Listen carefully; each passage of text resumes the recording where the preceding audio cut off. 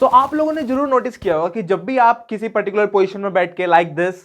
या फिर आप जो है क्रॉस लेग सिटिंग में बैठे हैं तो आपको लगता है कभी कभी जो आपका डिजिटल पार्ट है ना बॉडी के, ये नम होने लगते हैं, नमनेस होने लगती है, या फिर कभी कभी ऐसा फील होता है जैसे कुछ करंट जैसे सेंसेशन आने लगती है, या अगर प्रोलॉन्ग टाइम के लिए आपने एक पर्टिकुलर पोजीशन को मेंटेन करके रखा है उसकी वजह से कभी कभी लगता है कि जो आपके मसल पावर है वो बिल्कुल वीक हो चुकी है। लाइकवाइज आपने कभी ना कभी नोटिस किया होगा, जो हम कॉमनली लेमन टर्म यूज करते हैं उसको बोलते हैं पैर्स हो गया, या फिर ऐसा कुछ जनरली यूज करते हैं, मतलब कि जो सेंसेशन है वो बिल्कुल खत्म हो चुकी है, टेम्परेरी सेंसेशन लॉस जिसको बोलते हैं। सो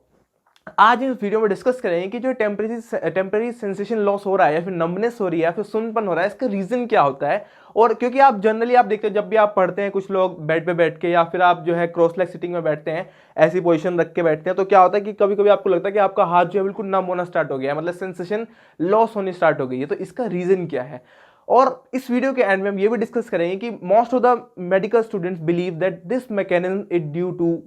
न्यूरोप्रेक्सिया, but that's not the case. ये कंडीशन जो है, जो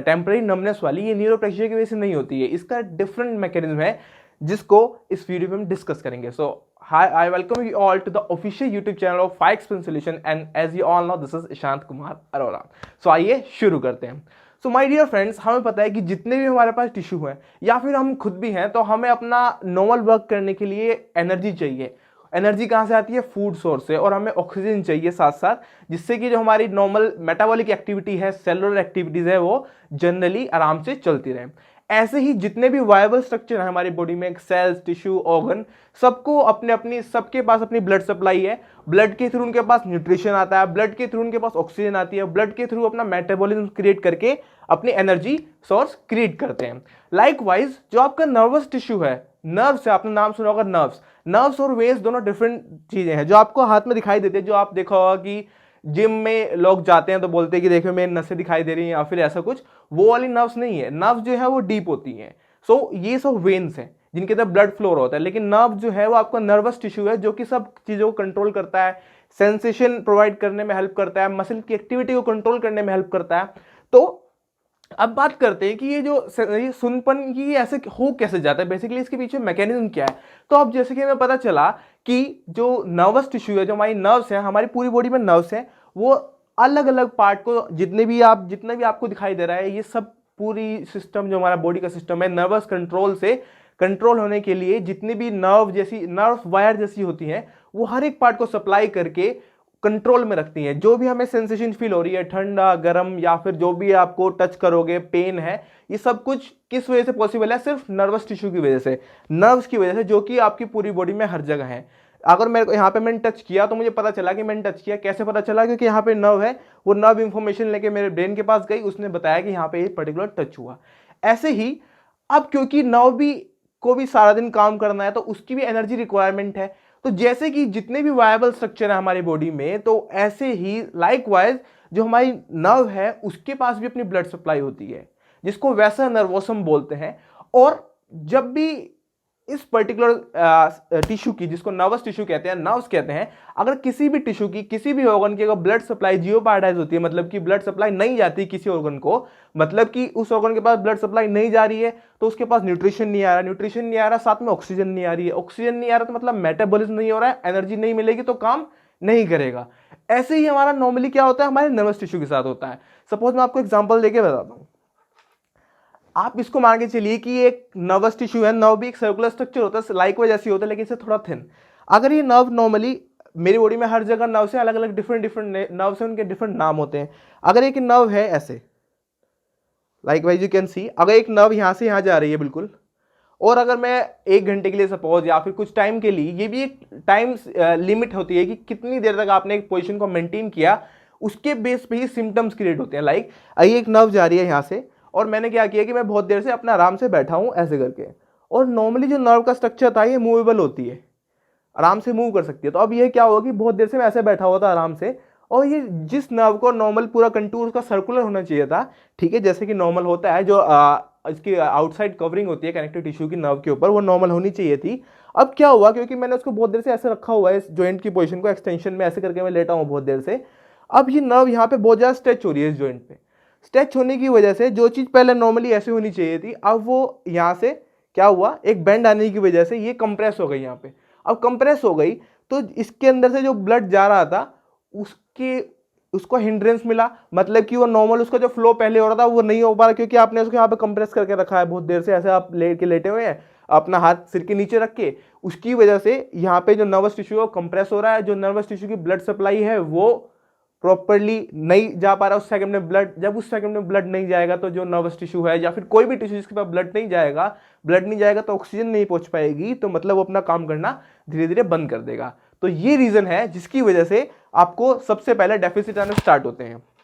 सो माय डियर व्यूअर्स, अगर आपने, ये भी टाइम लिमिट गिवन है हमारे लिटरेचर में, अगर आपने 15 मिनट्स तक एक पोजीशन को मेंटेन करके रखा, नर्व को आपने कंप्रेस कर दिया किसी पोजीशन में, या फिर आपने नर्व को स्ट्रेच कर दिया, बहुत देर तक स्ट्रेच करके रखा हो या फिर कंप्रेस करके रखा हुआ है, जिसकी वजह से उसके जो एंडोजेनम ब्लड सप्लाई है, मतलब उसकी जो लेवल्स हैं, जो अलग अलग पार्ट्स हैं बेसिकली नर्व के, अगर उनकी ब्लड सप्लाई प्रॉपर नहीं जा पा रही है तो उसकी वजह से जो आपका नर्व का नॉर्मल फंक्शन है वो धीरे धीरे डिक्लाइन होना स्टार्ट हो जाता है। तो अगर आपने 15 मिनट तक या 15 मिनट्स तक आपने एक पोजीशन को मेंटेन करके रखा और नर्व की ब्लड सप्लाई प्रॉपर ना हुई, तो आपको धीरे धीरे हाथ में जो है नीडल्स और पिन सेंसेशन, करंट जैसी सेंसेशन आनी स्टार्ट होगी और साथ में नमनेस फील होनी स्टार्ट होगी, क्योंकि उस पार्ट की सेंसेशन जिस पार्ट को पर्टिकुलर एक नर्व सप्लाई कर रही है उसको हम डर्माटोन बोलते हैं। उस पर्टिकुलर एरिया में, क्योंकि हर नर्व का अपना अलग अलग एरिया सप्लाई करती है वो, तो उस एरिया को जिस पर्टिकुलर सेगमेंट में नर्व अपनी जो है लेवल्स ब्रांचिंग कर रही है,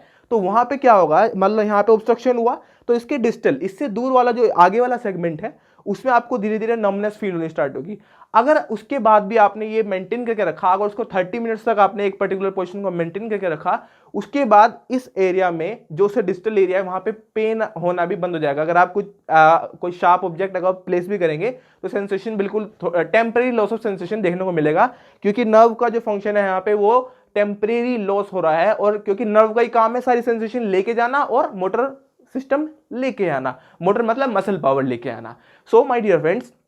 लेकिन अगर ये टाइम इतना होने के बाद भी अगर और 45 मिनट्स तक पहुंच जाता है, तो 45 मिनट्स के बाद आपको इवन मस्कुलर वीकनेस देखने को मिलेगी। जैसे नॉर्मल एक पैरालिसिस पेशेंट होता है, आपको ऐसा फील होना स्टार्ट होगा कि मसल पावर बिल्कुल लॉस हो रही है और हैंड जो है काम ही नहीं कर पा रहा है। ऐसा आपने नॉर्मली देखा भी होगा कि जब आप अपने हेड के नीचे हाथ रख के सो जाते हैं, सुबह आपको लगता है कि बिल्कुल जो है हैंड एकदम से फ्लेल हो गया है, बिल्कुल वर्क ही नहीं कर रहा है। सो दिस इज द कॉन्सेप्ट कि इसलिए जो है जॉइंट की पोजीशन जो है हमें बिल्कुल प्रॉपर मेंटेन रखनी चाहिए, और जब भी कोई हम काम करते हैं हमें थोड़ी थोड़ी देर बाद उठकर जो है अपने पोस्चर को चेंज करना चाहिए, जिससे कि नर्वस टिश्यू पे थोड़ा कम स्ट्रेच आए, और साथ में हमें डेली स्ट्रेचिंग एक्सरसाइजेज परफॉर्म करनी चाहिए। So this was the concept, जिसकी वजह से अगर जो नर्वस टिश्यू है जब भी इसकी ब्लड सप्लाई कम होती है उसको बोलते हैं एंडोन्यूरल एनॉक्सिया, या फिर ब्लड सप्लाई कम होने की वजह से, ट्रांजिएंट इश्चीमिया होने की वजह से, जब ये सेंसेशन आपको जो नमनेस वाली ये फील होनी स्टार्ट होती है। सो माय डियर फ्रेंड्स,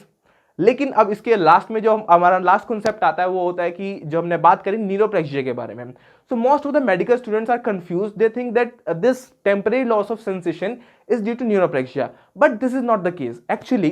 क्योंकि न्यूरोप्लेक्सिया क्या होता है, न्यूरोप्लेक्सिया में सेगमेंटल डीमाइलिनेशन होता है, मतलब एक पर्टिकुलर सेगमेंट में कहीं प्रेशर की वजह से, किसी इंजरी की वजह से, जो प्रोलॉन्ग क्रॉनिक प्रेशर कोई चल रहा हो उसकी वजह से, या फिर किसी क्रॉनिक इंजरी की वजह से, या फिर कोई एक्यूट ऐसा स्लाइट ट्रॉमा हुआ जिसकी वजह से एक पर्टिकुलर नर्व के सेगमेंट पे माइलिन शीट होती है, अगर वो रिमूव हो जाए तो it is a sort of reversible injury. तो इसको ठीक होने में कम से कम भी कुछ 4 से 5 वीक्स या फिर कुछ मंथ्स भी लग सकते हैं ठीक होने में, लेकिन इसमें आपकी मोटर पावर और जो है सेंसरी लॉस भी देखने को मिलेगा और वो प्रोलॉन्ग्ड होगा। लेकिन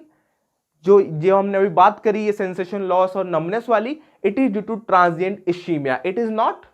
न्यूरोप्लेक्सिया, क्योंकि इसमें नर्व को कोई डैमेज नहीं होता है और ये रिवर्सिबल लॉस ऑफ सेंसेशन होती है, जो कि आप थोड़ी देर बाद देखते हैं कि जब भी आप ऐसे रख के सो रहे हैं, जब नमनेस हुआ नर्व की वजह से, तो जब आपने हाथ को दोबारा अपनी पोजीशन में लेके आए तो दोबारा से ब्लड सप्लाई वापस आनी स्टार्ट हो गई, नर्व धीरे धीरे जो थोड़ा बहुत कम हुई थी ब्लड सप्लाई वो दोबारा वापस आई, आपको थोड़ा सा फिर से हल्का सा फील होगा और 5 से 10 मिनट के अंदर जो नॉर्मल आप जैसे पहले थे वैसे के वैसी सेंसेशन दोबारा रिटर्न हो जाएगी। लेकिन न्यूरोप्लेक्सिया में ऐसा नहीं होता है, it will take a long time to recover. So this is the difference between the transient ischaemia and neuropraxia, and transient ischaemia the prior stage to neuropraxia. तो आई होप आपको ये वीडियो पसंद आई होगी, और वीडियोस को देखने के लिए आप हमारे चैनल को सब्सक्राइब और लाइक शेयर कर सकते हैं। Thanks a lot for watching, stay tuned and stay connected.